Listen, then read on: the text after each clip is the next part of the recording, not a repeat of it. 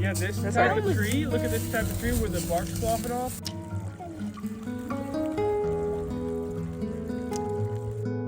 We were able to find so many morel mushrooms on our property, and we've actually found a lot more since. So that has been an exciting thing this spring.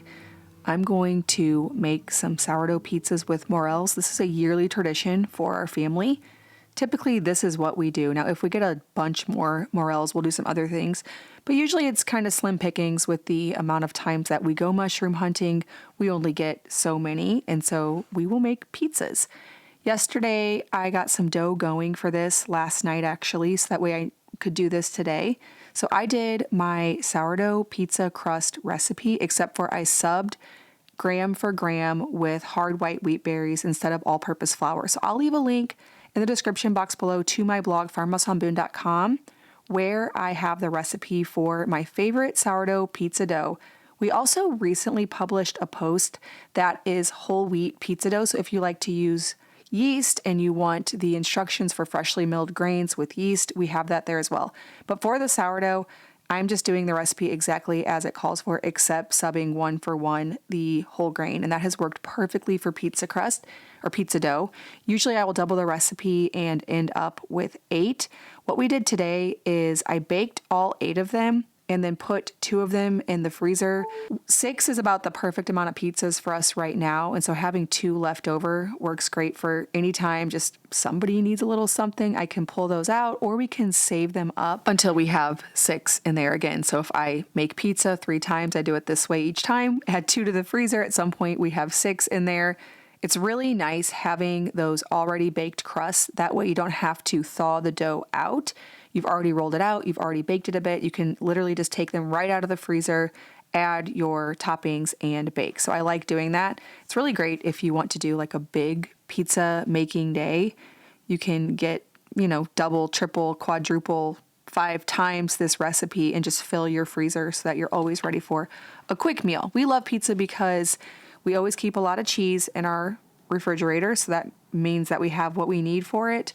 In the summertime, it's great to switch things up by adding fresh basil, fresh tomatoes, and peppers. So it's really good to have your freezer stocked with pizza crust for the summertime. Now, as I said in the intro of this video, this is going to be the last cooking video that we are doing. My next vlog is going to be one where we finish up all the things that we want to finish up before we move. And then after that, I'm going to do a packing up vlog because we are actually moving. And I know a lot of you told us we should not move before the house is fully done, but we have a lot of plans and people lined up in the next couple weeks. So it should be a lot more done by then. There'll just be a few loose ends to tie up. And we also have renters moving into this house. So it is important that we actually do leave this house. And of course we could have pushed that off further, but ultimately we really wanted a deadline, something to look forward to. And if I say I hate it and I complain that it's really annoying to live in a house that isn't fully done, you all can say I told you so, but I guess I'm going to be stubborn and we're gonna do it because we all just cannot wait. Now at the very least, our range will be all hooked up, or it already is hooked up, and our fridge and our freezer and at least 3 bathrooms fully done, washer, dryer. Honestly, I think we are going to be just fine. We'll have to move some things around for a little bit of trim work and things like that, but I'm confident it will be better than going back and forth between our house here and the house we are building. We really are just all looking forward to it so very much. So later in this video, I'm going to show you the rest of the light fixtures that we picked out for the house. Those will be going up very soon by our electrician. And I'm also going to talk through one of the frequently asked questions that I got on the last house tour video that we did, or even a frequently suggested thing. I'm going to address that. So stay tuned because there is going to be a little bit of house update stuff here, and get ready because in the next couple weeks, you're going to get all the house content because we'll be living there. And so I'll have to make my videos in that house one way or the other, finished or not. I'm also making some whole grain sourdough pretzel bun dough this morning, doing some stretch and folds on that throughout the day because tomorrow I want to make burgers with whole grain pretzel buns.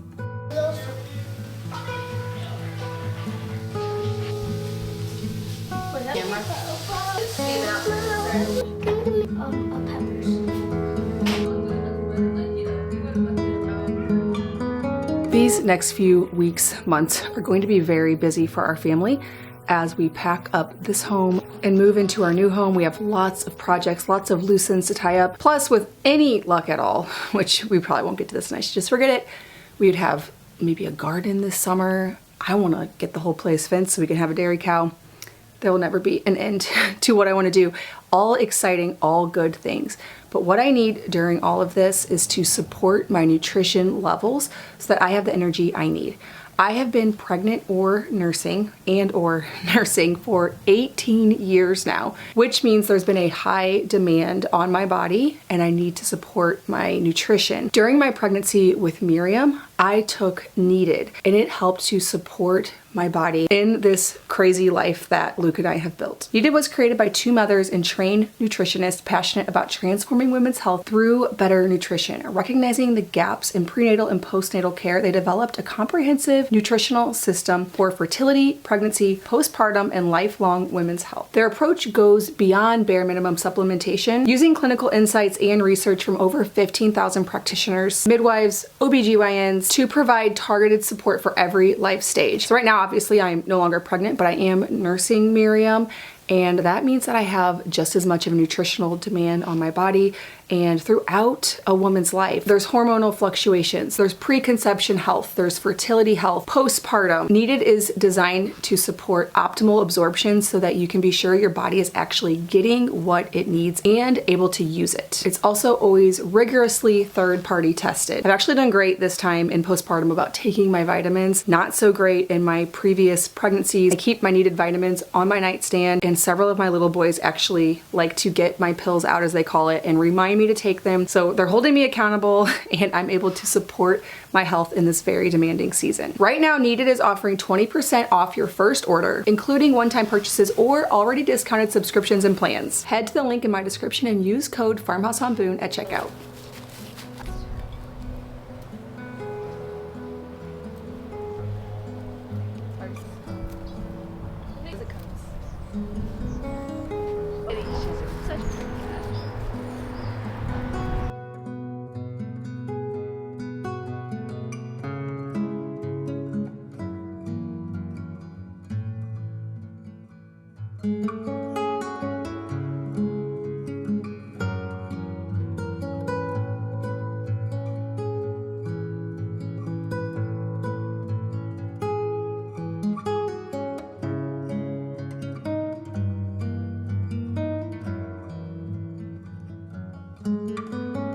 Was able to escape to the house with just Miriam today.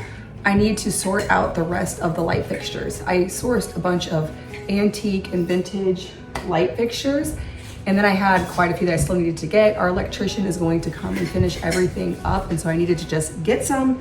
But I found a really great shop over on Etsy called Orange Studio, I believe. And she had a lot of great things. I also picked up some lights for the exterior. So let me show you what I got for the exterior. The funny thing about this is you wouldn't believe how long I thought about this, even though I ended up getting 3 black, very obviously like farmhouse porch lights for the front porch. We were gonna go with ceiling fans. One thing we noticed about being on a hill is we already get quite a bit of wind. And so we were thinking maybe over this last year, as we've enjoyed our porch, we've wondered if we actually needed it.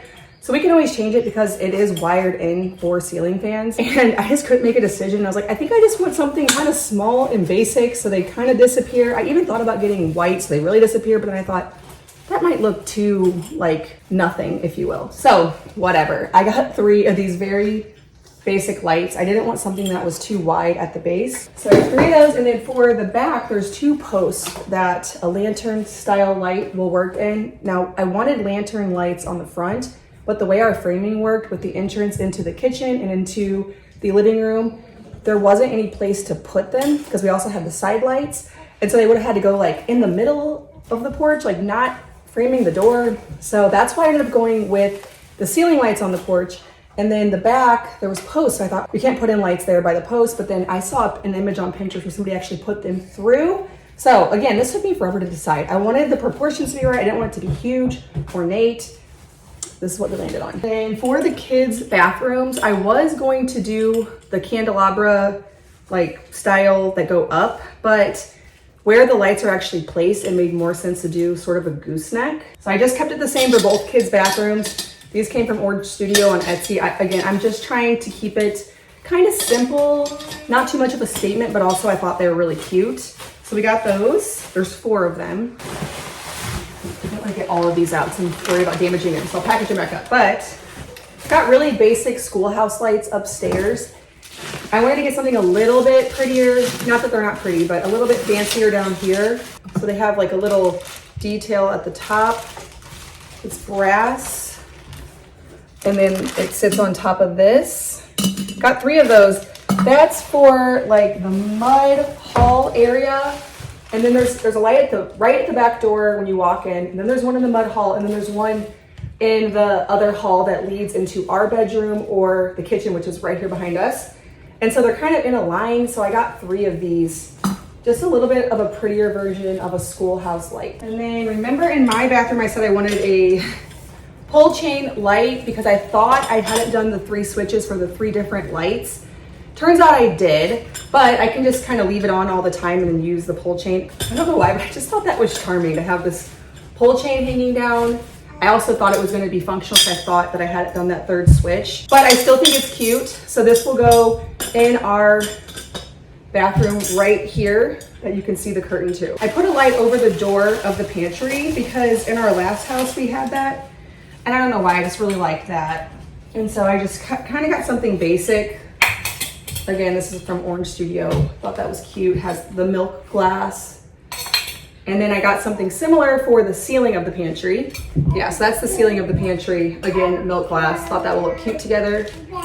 And then this didn't come from Orange Studio. I just have it sitting here. Hopefully I didn't lose any pieces. But this is for our closet here. I just wanted something kind of like in the other closets, we just did those white like contractor grade because they're so up high you can't see them, they're in a closet. Since we see it, I kind of wanted something similar to that, but just like a little bit prettier. So this will just hang with like an Edison bulb. It's really basic. Again, you can always change lighting later, but I think that'll look cute and basic there in our closet here in this room. I had a lot of you suggesting the push button instead of the switches for the light switches. And I actually thought a lot about that when we were at that part of the build and looked into it. But one, there's a few reasons why we didn't do it. One is there was mixed reviews on whether or not those were good and reliable. Some people said they had trouble with them. 2 is I have lived in 3 old houses. I almost just said this will be my 4th old house. It's not old.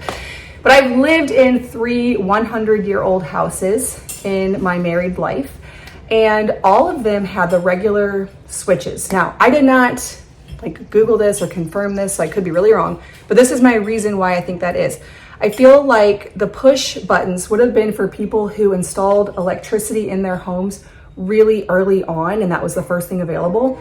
But in these country houses, they wouldn't have done that or had access to that for quite a few more years when the switches became standard. I could be wrong. Maybe they just switch them at some point, but I kind of doubt it. Like to be honest, I've never been in an old house that had push buttons maybe on like a historic tour. But all the real life houses that I've been to, friends, relatives, my own, they all have the switches. And I think that is because they just did what was standard when they finally did get the lights and the electricity. I could be wrong, but I don't think it's a deal breaker because, like I said, all the genuine houses I've lived in have not had them.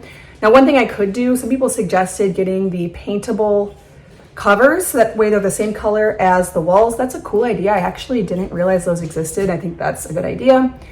So maybe, you know, I do think once furniture is in here, there'll only be so many that are actually very visible, like the ones behind the nightstand, like the outlet covers, those won't be visible. There'll probably be a few key ones that I would want to change and make them prettier, either like brass plates or copper or something like that, or the paintables. So we'll see. When we get everything in here, that's probably something one of those like mini down the list things that I probably will end up changing, but not something I'm super concerned with right now. And then that's my thought process on the push button thing. Now, I am having some trouble getting these sourdough pretzel buns to work with whole grain flour. Usually it works great for so many things, but I think for this particular recipe, I'm going to need to add a bit more flour next time. Now, the way these work, it's kind of like bagels and pretzels, obviously like pretzels, where you boil it in baking soda to give it that distinct pretzel flavor. So it's kind of like regular buns, except for this boiling step does make it taste like pretzels. I've had great success with them with all-purpose flour, but I'm gonna keep experimenting with whole grain. If you want this recipe, it's over on my blog, farmhouseonboone.com, and I will let you know when we figure out how exactly to make these better with 100% whole grain, which is what I have been experimenting with so many of my tried and true recipes over on the blog. And as usual, I will link it all below.